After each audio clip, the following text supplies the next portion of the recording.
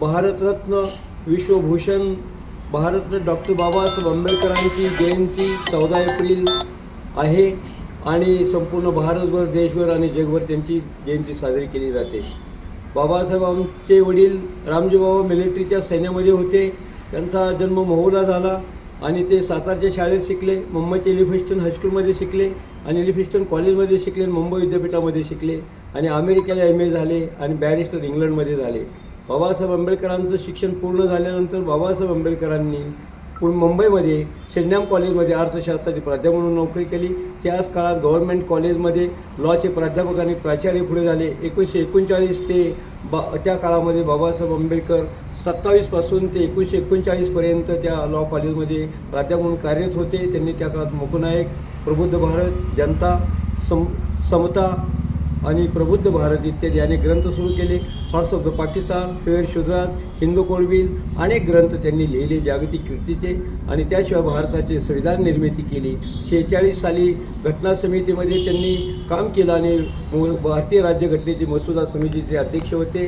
आणि 1956पर्यंत तथागत बुद्धांची धम्म दीक्षा त्यांनी नागपूर या ठिकाणी घेतली. भारताला, जगाला क्रांतीचा वारसा केला. महिलांच्या विषयीचे हक्क, आदिवासी समाजाचे हक्क, शूद्रांचे आणि अस्पृश्य समाजाचे हक्क, राजकीय, सामाजिक, आर्थिक सर्व बदल क्रांतीमध्ये बाबासाहेबांनी केले. बाबासाहेबांनी फार मोठा अभ्यास केला कायद्याचा आणि अर्थशास्त्राचा अभ्यास केला आणि जलतज्ञ बाबासाहेब आंबेडकर होते. या देशाचा चेहरा मोहरा बदलून टाकला. जगामध्ये एक फार मोठा वारसा बाबासाहेबांनी निर्माण केला. त्यांचा अभ्यासाच्या जोरावर जग जिंकलेला 20व्या शतकातील महायुगपुरुष त्यांना म्हणावं लागेल. त्यांनी या देशामध्ये जे संपूर्ण कार्य केलं त्या कार्यामधून सर्व त्यांना यश मिळालं. मानवी हक्क आणि मानवी समृद्धी मिळाली.